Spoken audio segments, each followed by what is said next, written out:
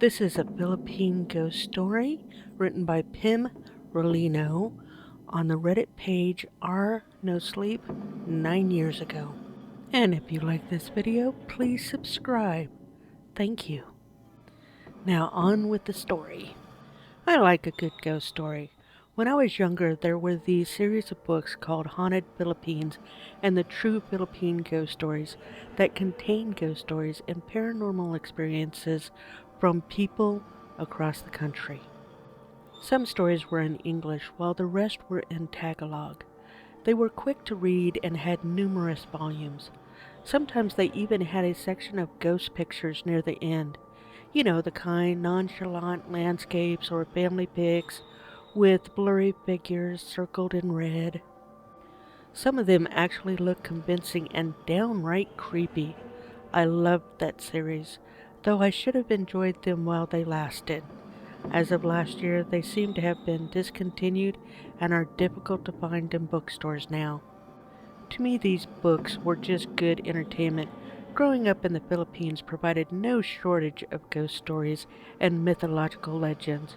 It seems like everyone had a story to tell or knew someone who had one.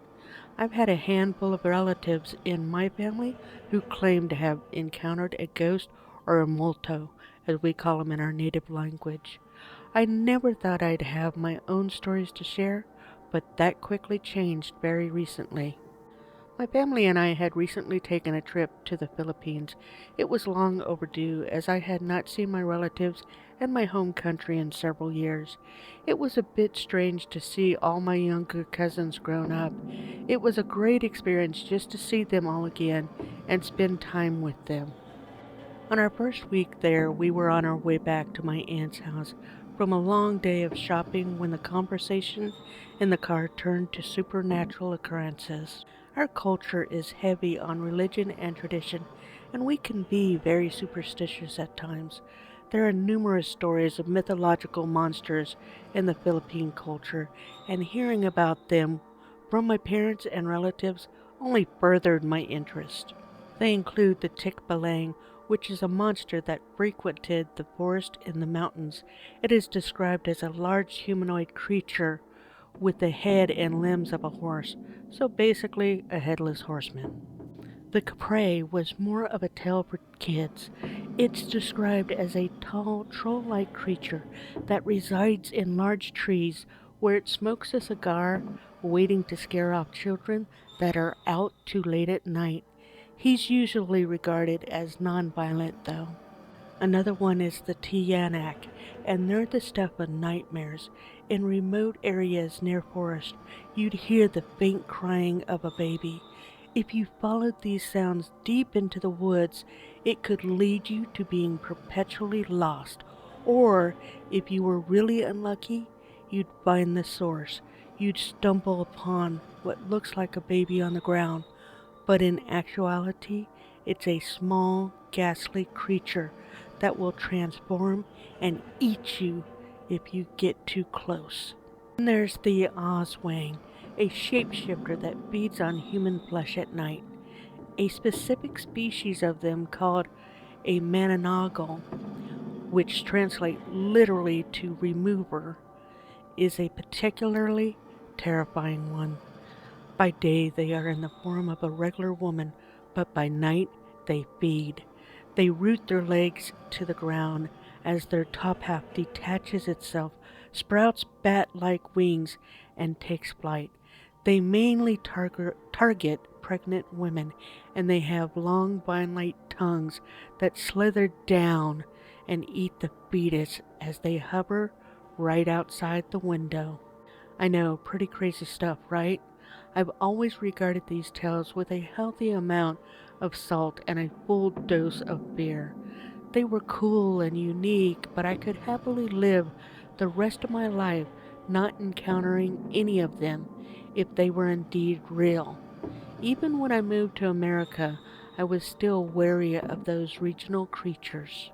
Anyways, during the car ride, my cousin spoke of strange sightings and experiences they've had, all with varying degrees of believability and silliness. My dad relayed some tales from his younger years about how his group of friends would encounter this and that.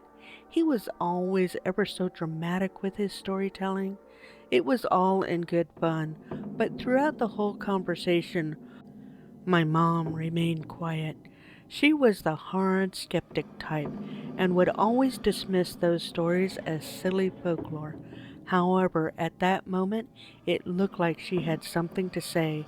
My curiosity took over, and I finally asked her if she had any ghostly encounters. She looked at me and nodded.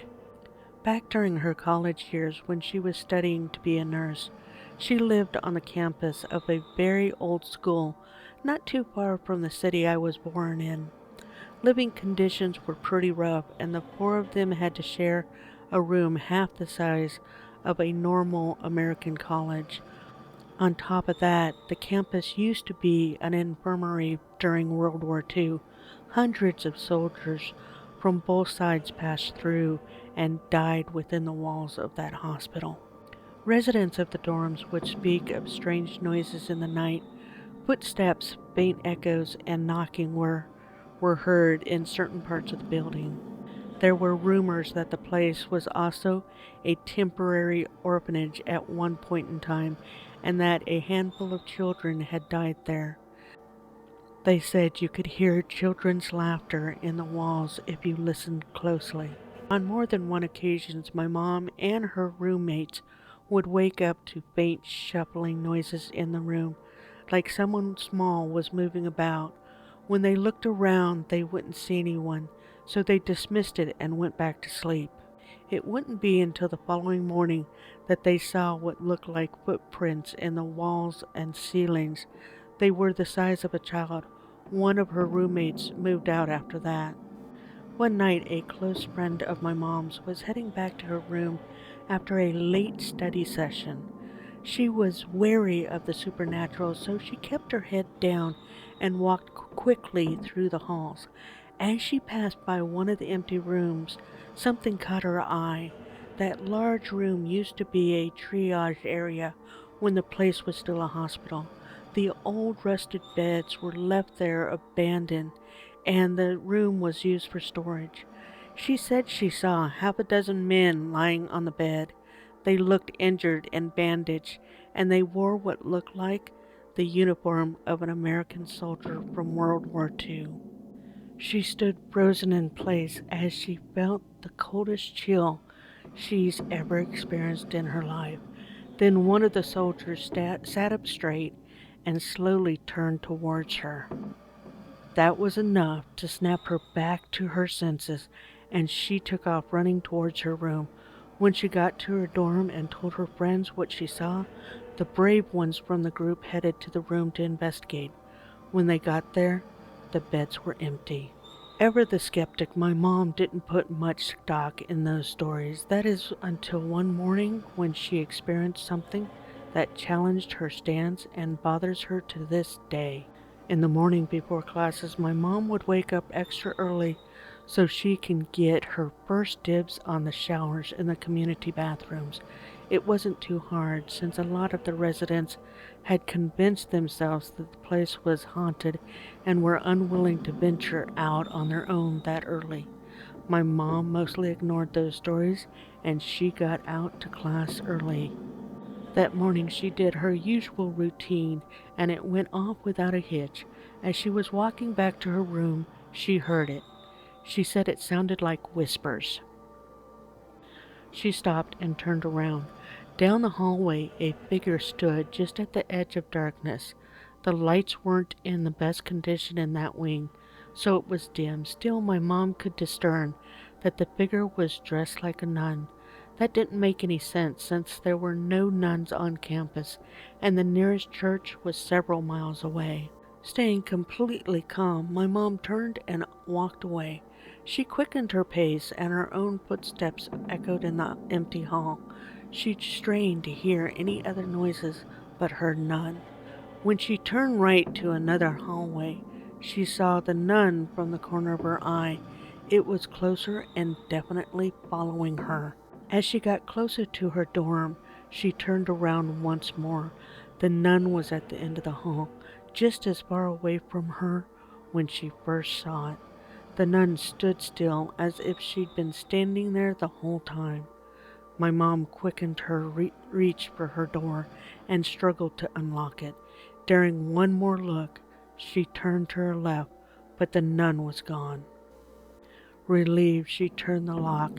As she did, she moved to pick up her stuff and felt an unnaturally cold chill.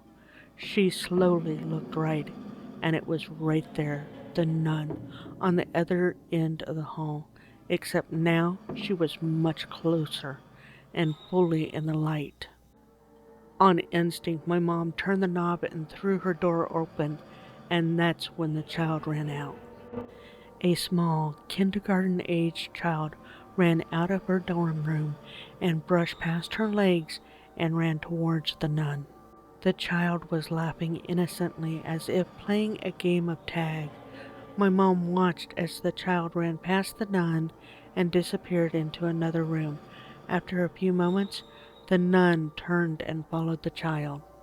My mom asked around after that experience and learned that the last time there were children or nuns in the campus was back when it was a temporary orphanage several years ago. They shut it down after a tragic fire killed a dozen children and a few nuns that were looking after them. She never experienced anything else out of the ordinary after that. After she told that story, we all sat stunned in our seats. Mom had been holding it out on me. I was thrilled but also terrified of what I'd just heard. See, at that time I had a passive interest in the paranormal. It wasn't anything serious and nowhere near obsession levels.